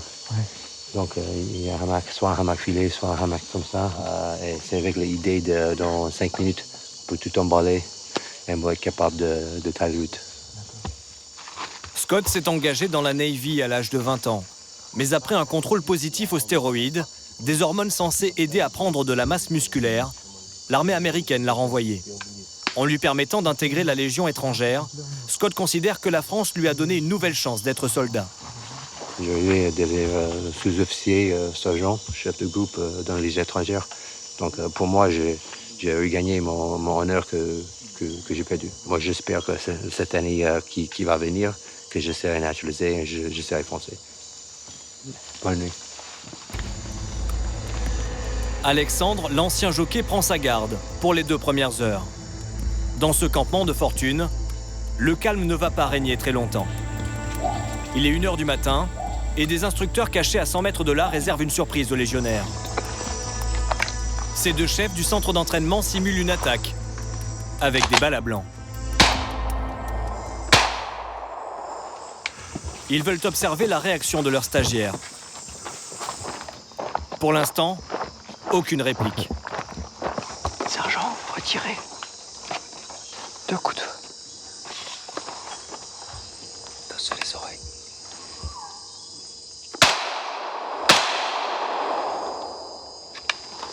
Plus les chefs s'approchent, plus ils intensifient leurs tirs.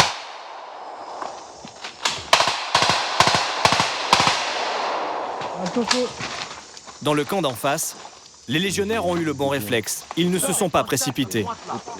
Ils sont restés discrets et ils ne ripostent que lorsque l'ennemi est à portée de tir.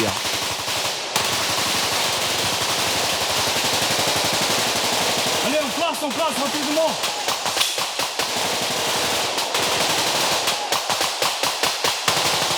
Pour un bon 50 mètres en arrière, en avant. Ok, on rend le contact. Allez, défaites tout rapidement. Allez, récupérez tous vos affaires rapidement. Vous avez 2 minutes. Conformément à la procédure, les soldats démontent le camp. C'est la guerre. Ils prennent la route pour s'exfiltrer.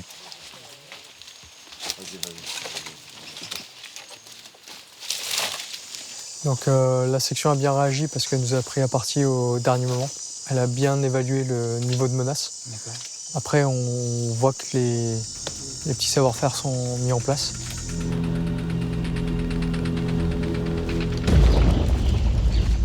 Retour au cessez-feu. Après une nuit blanche.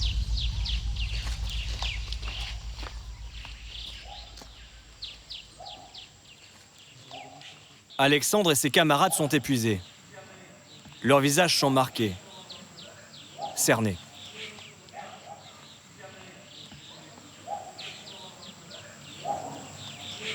Là, on est dans une rusticité, mais c'est beaucoup de rusticité parce que là, on vit avec peu de confort, on a peu de sommeil.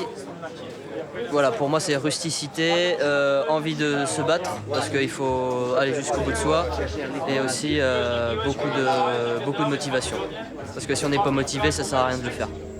Mais il n'y a pas seulement la fatigue. Les corps sont meurtris et il reste encore le plus important, l'examen final. Les blessures endolorissent les pieds. Il faut soigner ampoules et mycoses pour aller jusqu'au bout.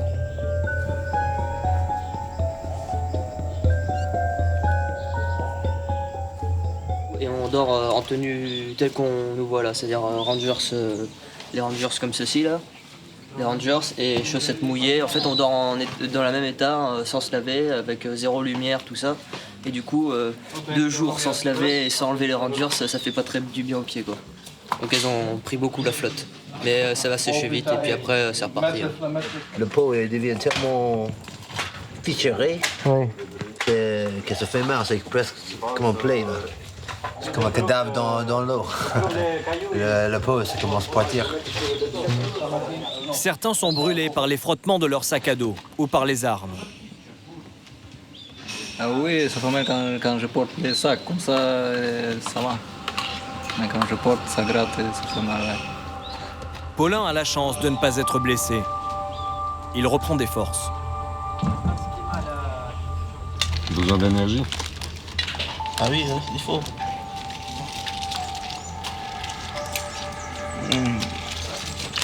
Ça fait du bien, hein.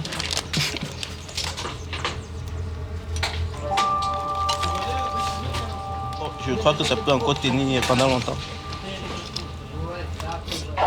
Mais le répit va être de courte durée. Cet après-midi, les légionnaires reprennent l'entraînement. Et dès le lendemain, ils partent pour l'étape décisive de leur stage, la synthèse, 24 heures de combat dans la jungle, pendant lesquelles ils vont devoir mettre en application toutes les techniques apprises pendant les exercices. Une ultime épreuve qui sera cruciale pour leur notation finale et l'obtention de leur certification.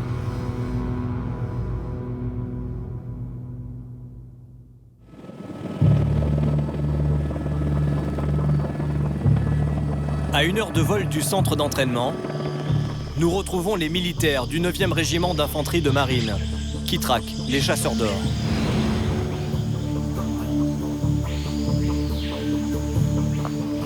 Au petit matin, le capitaine Arthur est en communication avec le commandement à Cayenne.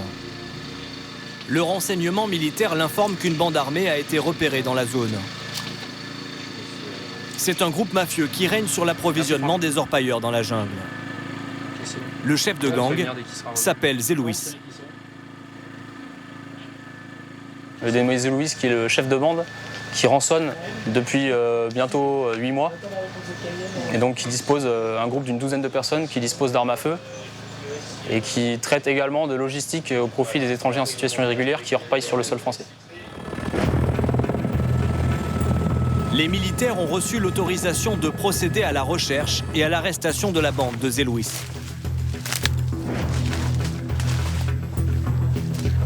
C'est le sergent Joris qui dirige l'équipe, composée de soldats et de gendarmes. La traque, c'est sa spécialité. Mais pour cette mission, il est particulièrement sur ses gardes. Toute sa bande, c'est une bande armée qui est réputée pour être violente dans la région. Contrairement à beaucoup d'orpailleurs qui sont... Quand on arrive, ils fuient, quoi. Eux, c'est un peu plus chaud avec eux.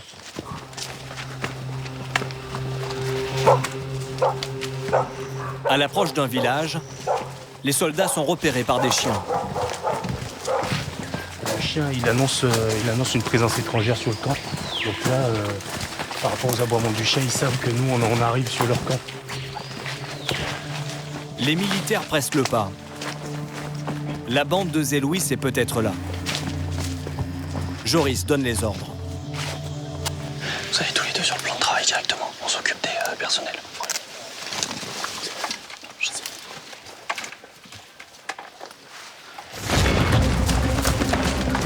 Les soldats aperçoivent un homme qui s'enfuit au pas de course.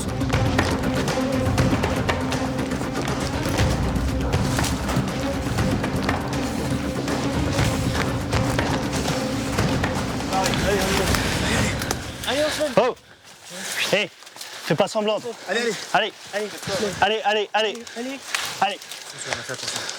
Il a du sang. Il saigne. Faut faire attention. Dans sa fuite, l'homme s'est blessé en chutant. Il marche difficilement. Je te rapproche un peu, il va s'enfuir vite fait. Ça va. Allez, pas courir. Ah, s'il s'enfuit, c'est pas pour rien. Ah oui. Là-bas, Et puis on va c'est son sac, ça? Ok, les gars, continuez sur la zone de travail. Là. Elle est où? Elle est plus loin? Soudain, des chiens aboient à nouveau. Au loin, cette fois. Trace. Ils trahissent la présence d'autres hommes dans les parages. Je pars avec eux. Une partie de la section se lance à leur trousse. Pour identifier le fuyard, les militaires possèdent un trombinoscope des criminels recherchés. Joris est pris d'un doute. Ok. Il y a un tatou sur le bras gauche. Ouais. Ouais. Visiblement, il ne s'agit pas d'un des hommes de Zéloïs. Non. Il n'est pas sur la liste là, donc la gendarme va finir ce qu'il a à faire. Il sera sûrement ensuite relâché. Pourquoi vous avez couru? J'ai eu peur. J'étais en train de dormir. Et quand je les ai vus approcher, j'ai voulu m'enfuir. Joris et les gendarmes s'enfoncent à nouveau dans la jungle pour reprendre les recherches.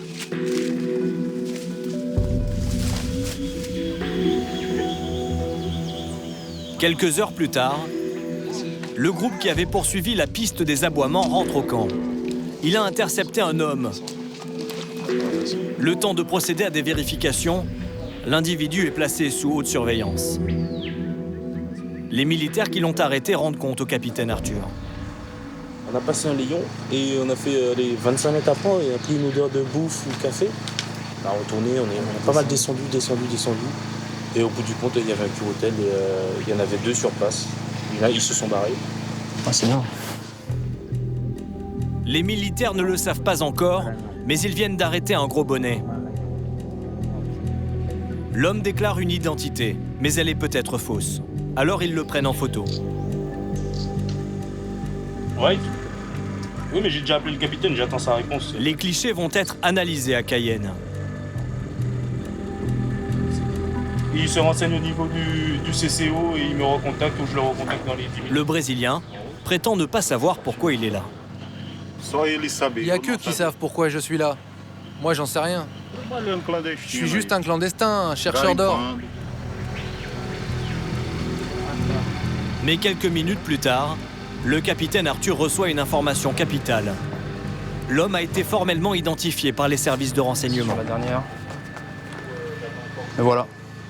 Donc un individu qui se fait surnommer Badé, qui aurait été chef de gang à Macapá, qui aurait tué plusieurs personnes au Brésil et sur des sites d'orpaillage. Il est réputé pour être un tueur professionnel.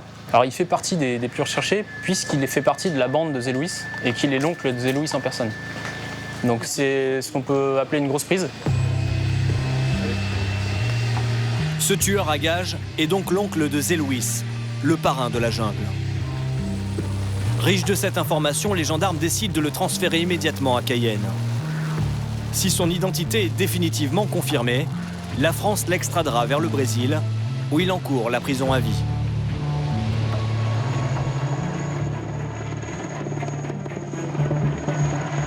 Dans la jungle, le balai des hélicoptères est incessant.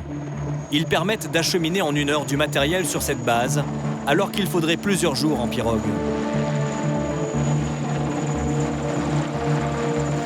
La cargaison qui arrive est très sensible. 1,5 tonne d'explosifs. Pour raser tous les sites d'orpaillage repérés cette semaine. 30 militaires sont chargés de cette mission délicate. À la tête des opérations, le commandant Thomas. J'arrive par ici, là. Allez, gars, descendez. Il a convoqué ses hommes à un briefing de sécurité. Car la moindre erreur peut être fatale. On va détruire de manière à ce que pour reprendre le boulot, ça leur prenne du temps et ça leur coûte très cher. Les manips qu'on va faire là, c'est des manips pointus. Il y en a qui commencent à fatiguer parce qu'ils sont là depuis un moment. Donc on reste attentif. Quand on met à feu, on sache où est tout le monde. Voilà. Malgré toutes les précautions, les choses ne vont pas se dérouler comme prévu. En opération, les militaires sont toujours accompagnés d'un médecin du service de santé des armées, comme Vanessa. Elle n'est pas très rassurée. Les explosifs sont stockés dans son dortoir. Il est où votre mec? Juste à côté. Moi, je suis sûre que personne n'y touchera comme ça.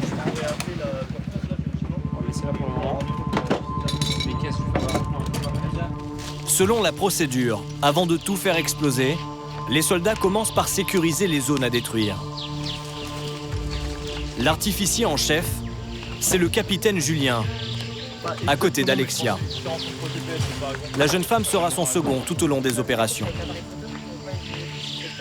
Alors là, on va marquer le puits pour alerter les gens dans les environs qu'il va y avoir une destruction demain sur cette zone. Faites un petit tour en vous enroulant sur les arbres, pas trop loin. L'arbre qui est là, l'arbre qui est juste ici, ça ira très bien. Pour prévenir les clandestins brésiliens, de la rubalise est placée tout autour des zones.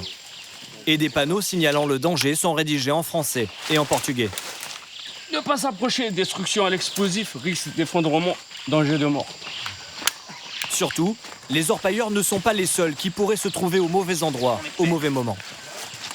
Je pense qu'il y a aussi les enfants, les femmes qui ne sont pas forcément orpailleurs, mais qui peuvent être dans la jungle, dans les alentours. Donc on est quand même c'est quand même le devoir de prévenir la population.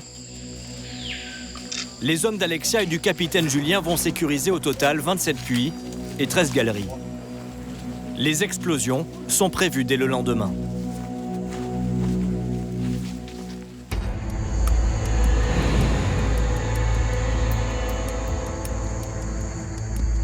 À la tombée de la nuit, au centre d'entraînement en forêt équatoriale, les légionnaires s'apprêtent à partir pour la dernière étape de leur stage. C'est l'évaluation finale dont dépend l'obtention de leur brevet. Pendant les prochaines 24 heures, ils vont devoir prouver qu'ils sont opérationnels au combat en jungle. C'est maintenant le moment de se réveiller. En régiment, Scott l'Américain est chef de groupe. Il commande 5 hommes. Du coup, pour ce dernier exercice, les instructeurs l'ont responsabilisé. Ils lui ont demandé de diriger une partie de la mission. Le scénario est simple. Un groupe d'orpailleurs illégaux et armés doit être arrêté et évacué de la forêt. Je vous présente le casse à sable qu'on a préparé qui représente notre zone de manœuvre. Les différentes zones qui nous intéressaient, c'est marqué ici sur le carton avec le drisse noire qui représente notre chemin d'infiltration. Le capitaine Arnaud, l'un des formateurs, a monté le scénario. Il a prévu une prise à partie violente. Il y aura des faux blessés, et si la tactique des légionnaires est mauvaise, peut-être des morts. L'enjeu pour ces hommes, c'est de réussir leur mission avant tout. On peut très bien avoir un échec parce que la section ne garde pas assez de distance. Trop de personnes tombent en même temps sous le feu. La section est tout simplement peut-être annihilée par l'ennemi. Il est 20h. Les légionnaires vont prendre position dans la jungle, à quelques kilomètres de leur cible.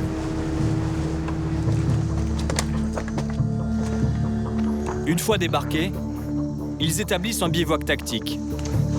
C'est la technique qu'ils ont apprise en stage.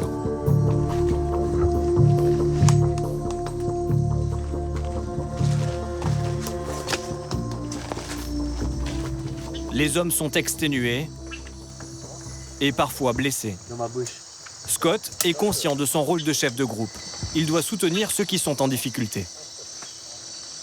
Autant de chef de groupe, moi je dois connaître le mec dans mon groupe assez bien, d'être là avant le crack. Là. Moi j'étais dans le militaire américain aussi et j'ai vu beaucoup de gens qui étaient faibles dans leur mentalité, qui étaient capables de facilement abandonner à n'importe quel moment. Mais il y a quelque chose dans la tête de légionnaire que le mec, il ne s'abandonne pas.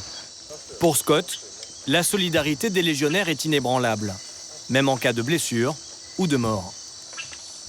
La dernière ligne dans le code de l'honneur des légionnaires, c'est on n'abandonne jamais ni tes blessés, ni tes hommes, ni tes morts. Les légionnaires vont pouvoir se reposer pendant une poignée d'heures. À 5 h du matin, ils sont déjà en pleine préparation pour l'attaque du camp d'orpailleurs.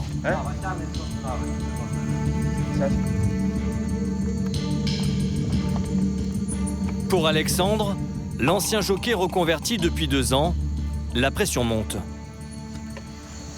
Vous êtes prêts? On va voir. Logiquement, ça va aller, mais on va voir. Est-ce que vous redoutez là? Qu'on foire. Qu'on foire la mission. qu'il y a un truc, voilà, personnellement c'est ça que j'ai pas trop envie, c'est qu'on foire la mission.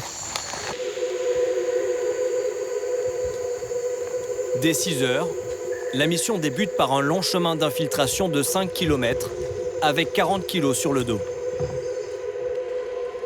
À partir de maintenant, les légionnaires peuvent se faire repérer et se faire attaquer à n'importe quel moment. Vous avez les mêmes distances entre vous, okay? C'est jour. On est 10 à 15 mètres entre chacun.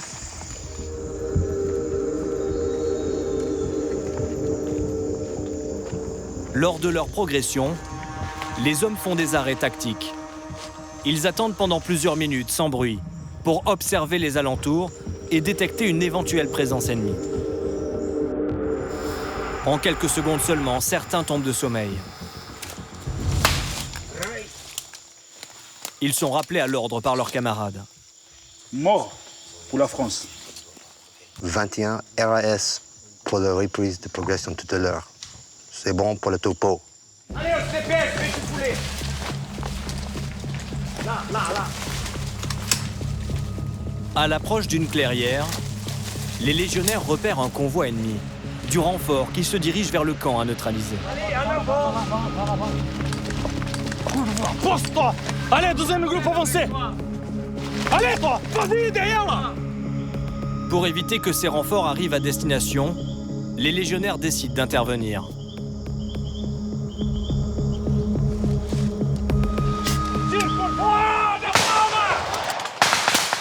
Manque de chance pour Alexandre, son arme s'est enrayée.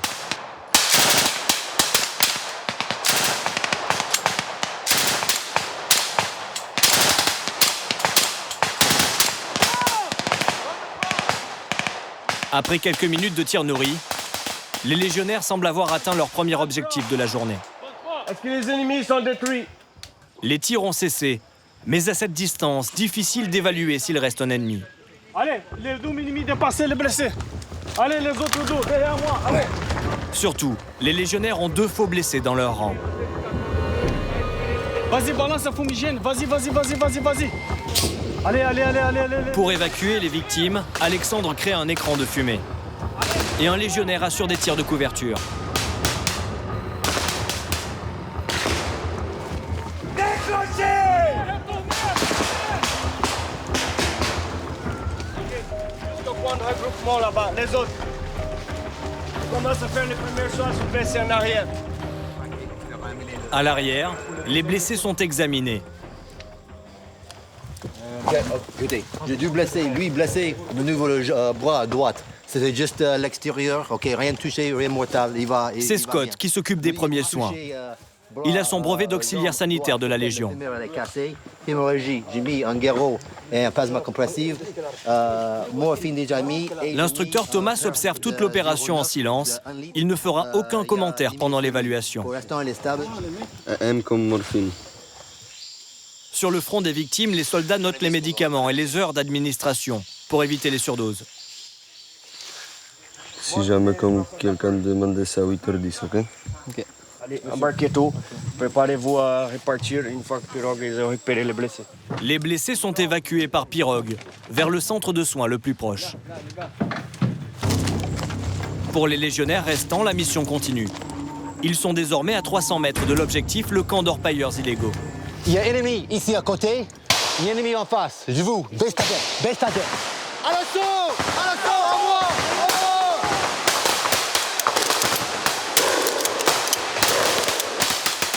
Aux côtés de Scott, Paulin est en première ligne. Tirez!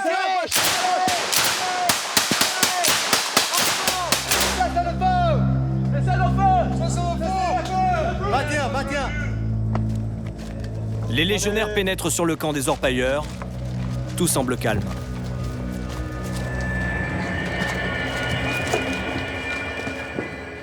Il y a encore un mec là-bas, regarde, couché.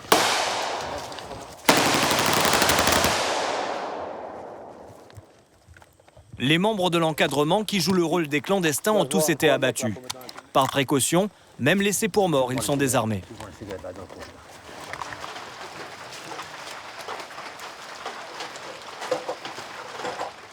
Voilà, on a gagné. Ça s'est bien se passer. On ne peut pas reproduire la peur de combattre, mais avec le stress et la fatigue de l'entraînement, l'action, ça va devenir plus naturel. Allez, ok, même chose. Préparez-vous pour lever. Lever. Nagui, on y va. L'attaque a fait un nouveau faux blessé parmi les stagiaires. Scott, Alexandre, Paulin et les autres légionnaires sont épuisés après 15 jours de stage intense. Mais il faut encore transporter cette dernière victime avec ce brancard de fortune sur 5 km. Ce qui leur permet de tenir, c'est un mental d'acier et la cohésion du groupe. Allez, il manque 40 mètres. Lance tout droit. Hey, tout droit.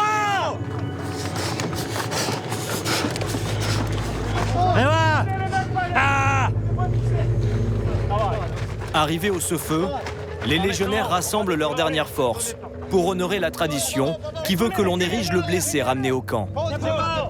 C'est bon. Allez, poussez. Plus, allez.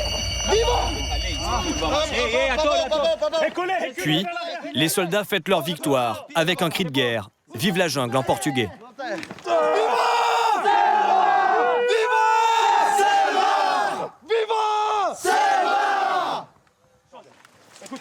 Sac contre les murs. Vous, direction lavabo. Rincez les visages pour ne pas avoir couvert la soignure. Enlevez tout ce qui est équipement couvert des têtes. Quand vous êtes, remise des brevets de la Fullman. Si les légionnaires ont réussi leur mission collective, ils n'ont peut-être pas pour autant été individuellement à la hauteur. Ils vont connaître le verdict dans quelques minutes.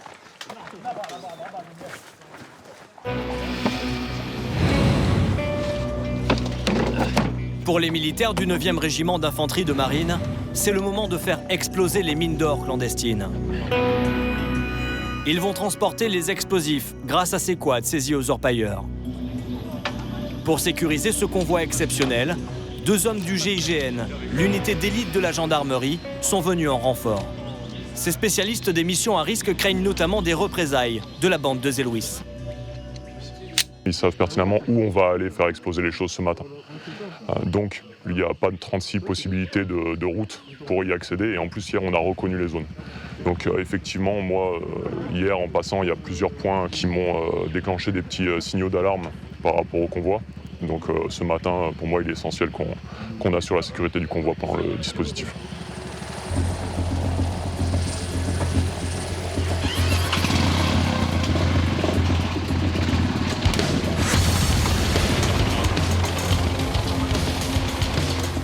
Le convoi est chargé d'une énorme quantité d'explosifs. Sur ces routes défoncées par la pluie et la végétation, il faut prendre un maximum de précautions.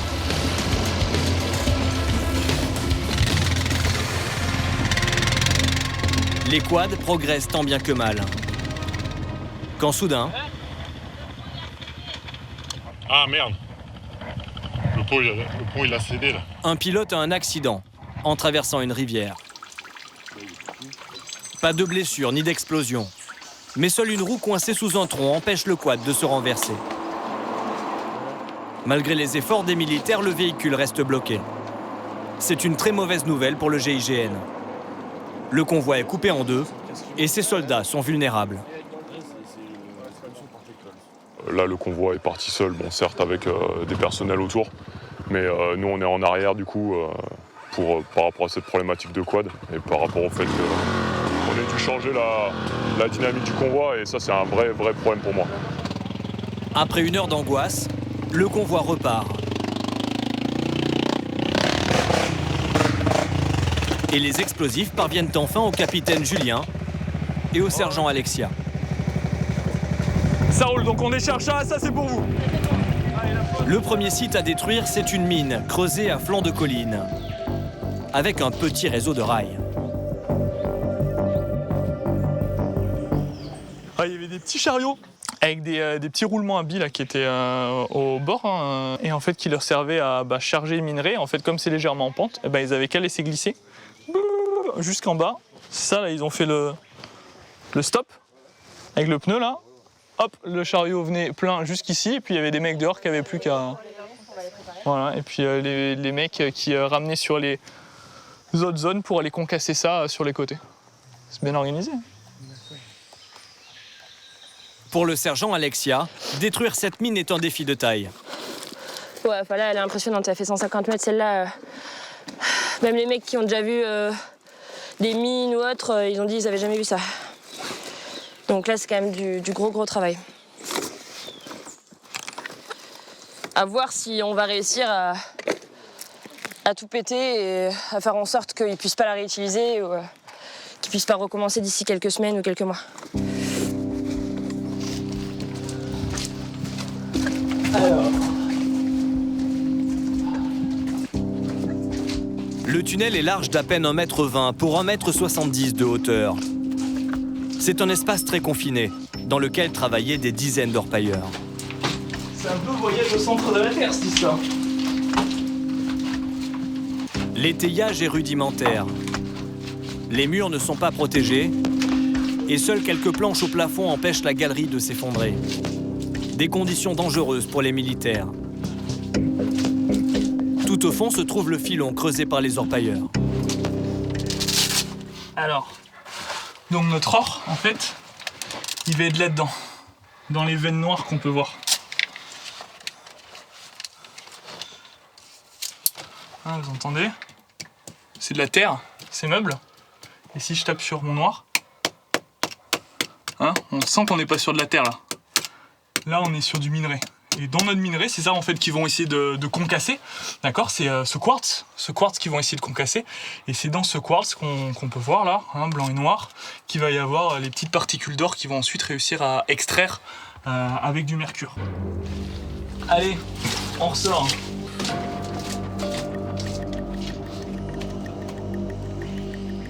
À l'extérieur, Alexia et son équipe préparent les explosifs. Tout d'abord, les détonateurs qui seront reliés à l'appareil de mise à feu. Tu prends une charge, tu la mets dedans, tu la fais sortir par un éclipse, tiens. Oui. L'explosif, lui, se présente sous forme de petites billes. Grâce aux détonateurs placés dans le même bidon, elles vont se disperser. Lors de ces opérations, un médecin comme Vanessa est toujours mobilisé. Toutes les manœuvres à risque, comme les explosifs, en fait, ça nécessite un soutien avec un médecin sur zone.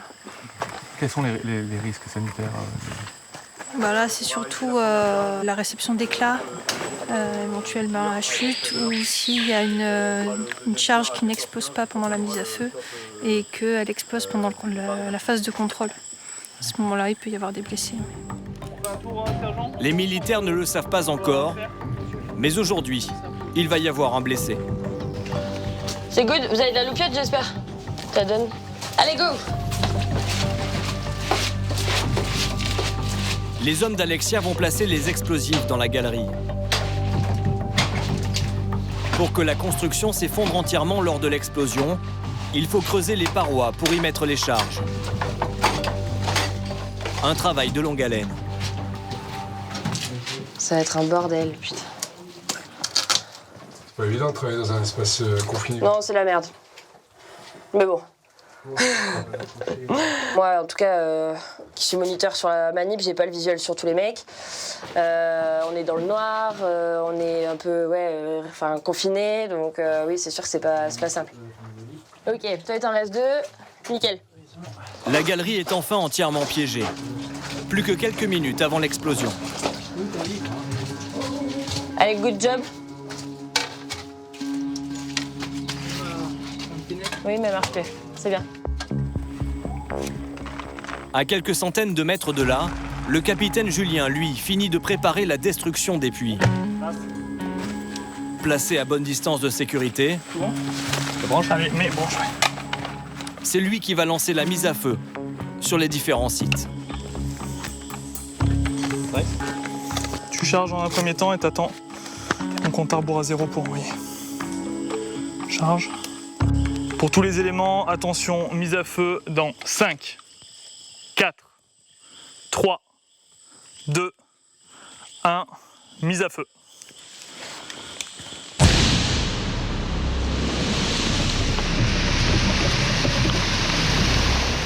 Après la destruction des puits, c'est au tour de la galerie.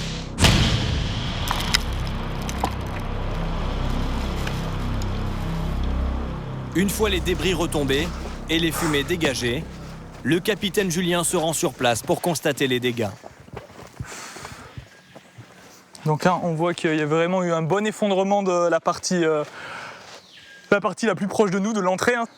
Si à l'entrée ça s'est bien passé, comme on a fait une chaîne, on a fait en sorte, c'est sûr qu'au fond ça a pété. Donc hein, on est pratiquement certain que la quasi-totalité de la galerie est effondrée. Donc succès. Allez, on y retourne, hein, on va faire la suite. Tour à tour, ce sont 27 puits et 13 galeries qui seront entièrement rasées.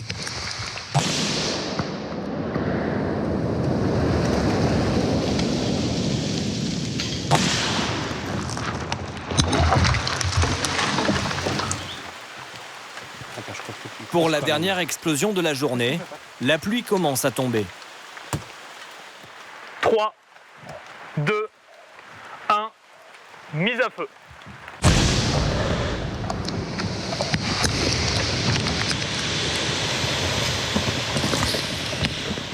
Eh ben pour l'instant c'est bon, ça a fait boum en tout cas. Donc on va aller voir au résultat que tout est bien détruit correctement et que c'est un succès. Donc on est content.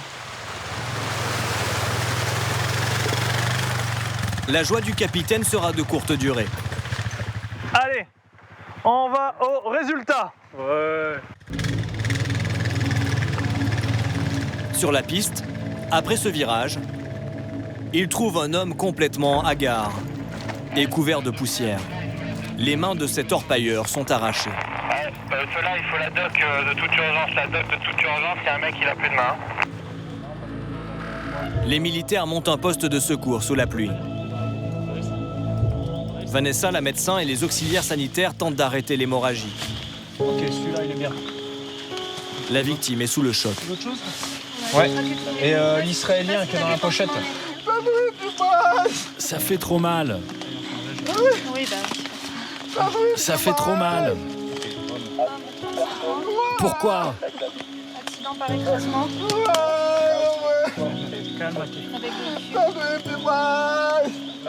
Douleur, ok? Calme-toi. Qu'est-ce que vous lui mettez là? La morphine pour la douleur. Je n'en peux plus de cette douleur. Personne ne parle portugais ici? En l'absence de Mano, le pisteur traducteur, seul Baptiste a quelques notions de portugais. Você. Écoute, escute-moi. Quanto año a tu? Quanto año? Año. Tu año? 37. 37. Et tu nome exact. Ricardo, c'est aqui. Tranquilo. Oh, de donde? Escúchame. Amigo. Levez. Ok, tranquillement. Avec un maximum de précautions, les soldats transportent Ricardo vers le camp. Il est placé dans la hutte de Nicolas et de Baptiste, à l'abri. Ricardo. Doucement. Ricardo. Les militaires commencent à comprendre ce qu'il s'est passé. Ricardo aurait tenté d'empêcher une explosion sur son puits. Donc en fait, il aurait tripoté le cordeau explos à proximité du pétard d'amorçage et ça lui a explosé dans les mains. Donc il a perdu pour l'instant l'usage de ses deux mains. Ricardo commence à sombrer. Non cala. Baptiste doit à tout prix le maintenir éveillé. Ricardo, fala brad. No. Hein? No dormir. Pas dormir. Comprendo? Bon. Au début, il était en état de choc. Là, c'est la morphine qui commence avec tout ce qui est les dérivés et tout qui commence à agir. Du coup, là, il est un petit peu shooté. Je pense que la douleur a diminué, mais bon, il est... Là, il a envie de voir sa femme, il pense à tout. Le bas des côtés. Pas ici, juste le bas des jambes. Deux amis de Ricardo viennent d'arriver. Ils ne comprennent pas ce qui lui est passé par la tête. Tout le monde savait que c'était dangereux. On ne pensait pas que quelqu'un allait traîner par là-bas. Je vais mourir, c'est sûr. Sous l'effet de la morphine, Ricardo délire. Non mourir. Ricardo. Oh. Je monte au ciel. No, Deus, no. Es Dios. No auge, no amania. No morir.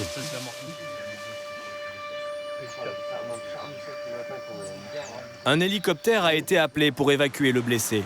Mais avec la tombée de la nuit, il ne pourra pas venir. Vanessa, la médecin, a fait installer Ricardo au poste de commandement pour qu'il dorme quelques heures. Il est stabilisé, il est soulagé au niveau de la douleur. On lui a passé des antibiotiques pour éviter que ses plaies s'infectent. Et puis au niveau des mains, le saignement s'est arrêté avec les pansements.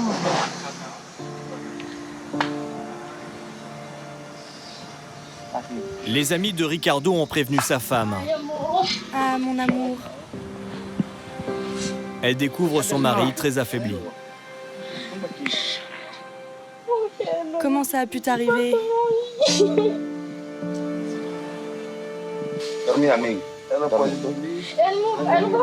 L'hélicoptère va arriver.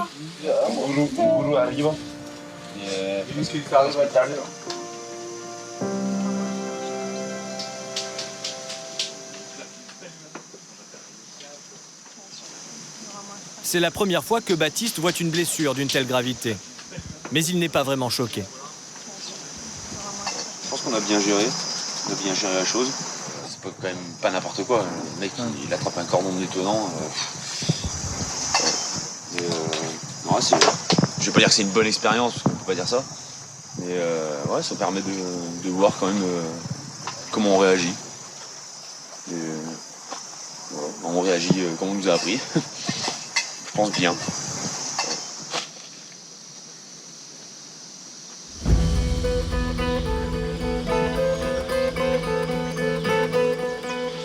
La femme de Ricardo a passé la nuit à son chevet.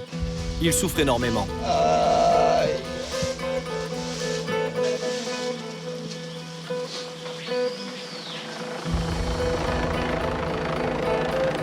L'hélicoptère arrive enfin pour l'évacuer vers l'hôpital à Cayenne. On va lui faire un au revoir. Ricardo, il n'y a pas de place pour moi dans l'hélicoptère. Il y a trop de gens. Je vais y aller par la route en passant par Maripasoula.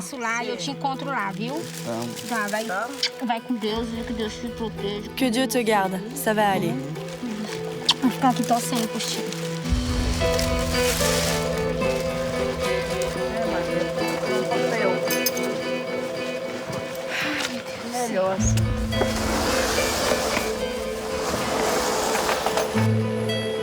Ricardo sera sur la table d'opération dans 2 heures.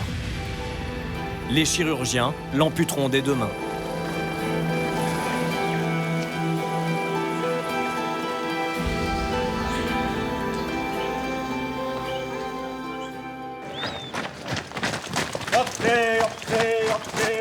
Au feu, c'est le moment pour les légionnaires de savoir s'ils ont réussi le stage de combat en jungle. Stress. Pression, stress, pression. C'est bon, ça finit. Phoenix. Fier? Fier, ouais, ça va. Je suis content. Bon. L'instructeur, l'adjudant Thomas, va remettre les brevets à ceux qu'il juge aptes à partir en mission en forêt. Attention, vous avez armement sous les dos, donc il n'y a pas de salut. Mais avant, il va leur expliquer les règles de la cérémonie. Vous sortez votre brevet. C'est un rituel très particulier.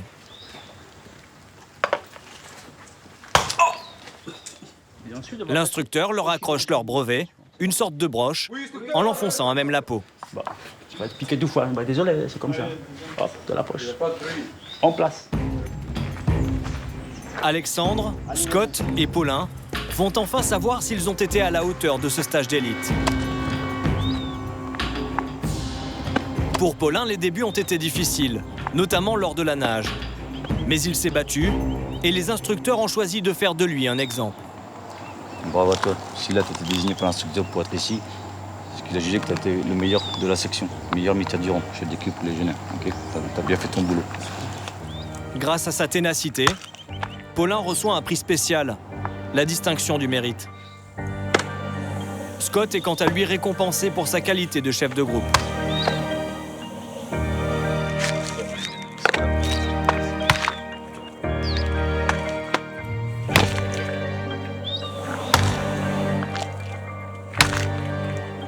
Non, je vous tiens à féliciter à tout le monde. Vous avez fait un très bon boulot. Reposez l'armement. On va tous au foyer. On va fêter ça. Comment? On va boire un coup maintenant. Allez, au moins pour boire, vous pouvez courir, non? Va. Les légionnaires relâchent enfin la pression et vont trinquer à leur succès individuel et collectif. Taux de réussite 100%. Tout le groupe a obtenu son brevet. Alexandre, même s'il n'a pas obtenu de distinction particulière, a tenu le choc. Ça c'est une fierté, c'est une réussite, quand on reçoit ça, on se dit ça y est, on a réussi. Hein. On a réussi. Ce sera une petite anecdote à raconter à ses petits-enfants ou quelque chose comme ça pour leur dire voilà, papa ou papy, il a fait la jungle quand il était jeune. Hein. Chaque année, 1800 soldats français sont formés au Sefeu à l'apprentissage des techniques militaires en jungle. Une formation d'excellence également prisée des armées étrangères qui y envoient en stage leurs propres militaires.